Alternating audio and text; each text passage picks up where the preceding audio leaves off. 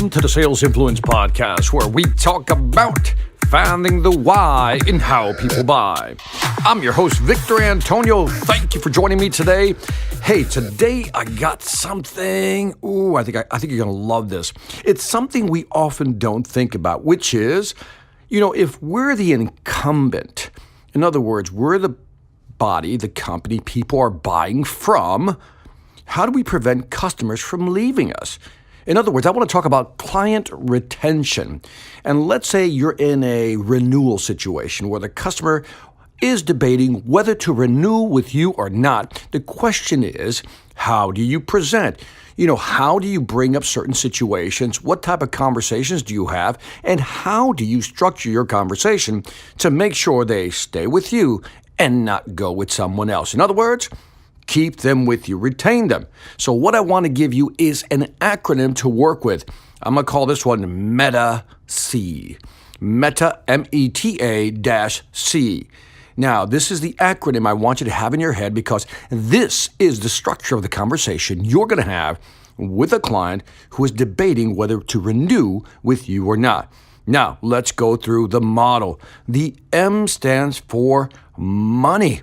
What you want to do is emphasize to the customer how much money they've already spent with you, how much money they've already invested in your products or your solution, so why go to somebody else? So again, really hit the money aspect on why they should stay with you. Let's go to the E.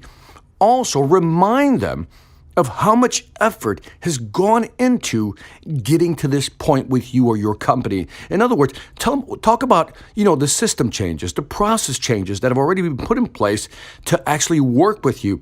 Talk about the training. Talk about all the issues, everything that they've dealt with up to this point just to work with you. Why would they want to go through that effort again? Then, the T, time.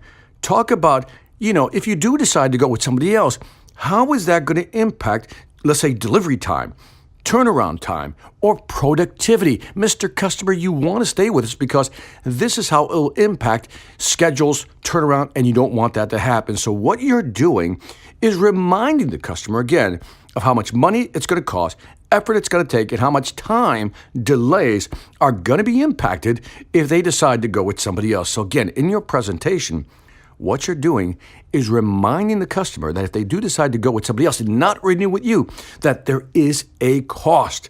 Let's go to the A. Now, the A is interesting. Have the customer remember what it took to actually get everybody on their team within their company to agree to your solution or your product or service. In other words, when you were selling the product or service originally, they had to get a lot of people to buy into doing this, but not only get them to agree, that's the A, also the adoption rate. Again, everybody agreed to do it, but also getting people to use it, accept it, and adopt it was very difficult. So, Mr. Customer, so to speak, if you switch to somebody else, you're going to have to get everybody on board again, an agreement, buy-in, but you're also going to have to get people to use it, adopt it again, and accept it. Why change, Mr. Customer, when they've already adopted, accepted the solution we currently have in place? See what I'm doing there? I'm reminding them of how much effort it's going to take to get people on board to work with that product or service. Last but not least, the big C. This is where you're going to contrast, where you're different. Now, here's what's interesting. When we're selling something for the first time, we're selling differentiation. Here's something that's really interesting. We're selling differentiation, why we're different, why you should come to us. But when we're trying to hold a customer, when we're trying to keep a customer, we almost do the exact opposite. We remind the customer that, look, you can switch to another solution, but it's pretty much like ours. So what's interesting, you're not selling differentiation now, you're selling commonality, similarities.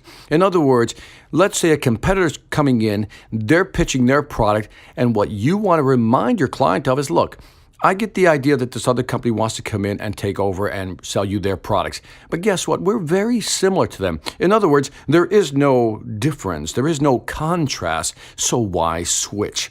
See that? It's very ironic. Now, let's go through the model one more time so you get it. And then think about a situation where you have to present and you have to keep the customer. Again, Talk about the money that they've already invested. Talk about all the effort that has gone into this product or solution up to this point. Why change that? Why go through that again? Remind them of the time. Think about the time that you had to implement the solution and what it would cost them to switch over. Remind them of how it can impact their turnaround, their delivery, and their employee performance. Then talk about getting people on board, the agreement, and also the acceptance and adoption of another solution when they've already bought into this one. Mr. Customer, why go with somebody else? And last but not least, we sell the contrast. But in this case, we're not selling the differences. We're going to sell how similar we really are. And that is the Meta C model. And again, you would use this model specifically when you're selling to, in a B2B situation, when you're selling to a customer who's thinking of whether or not to renew with you. So if you sell, let's say, enterprise type systems or software where it's based on subscription models, this is a perfect model for developing a presentation that you can use to make sure your client doesn't leave you. And that is it for the Sales Influence Podcast. Don't forget to leave me some feedback on iTunes, Stitcher, YouTube, Pandora, Spotify. Let me know what you think. I'd greatly appreciate it. Also, check out my online sales training platform. You know the deal, the Sales Velocity Academy. 50 courses, over 500 videos, my 13 books. If you're serious about increasing your sales velocity, go to salesvelocityacademy.com. Lastly, I want to thank you for listening. This is Victor Antonio, always reminding you, selling ain't hard when you know how. Take care.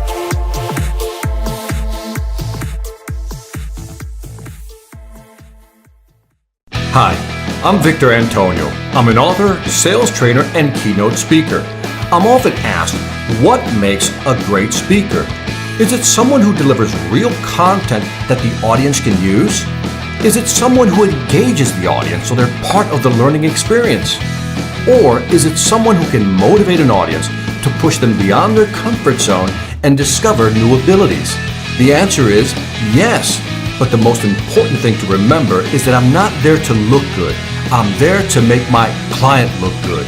Simply put, it's never about me, and it's always about them.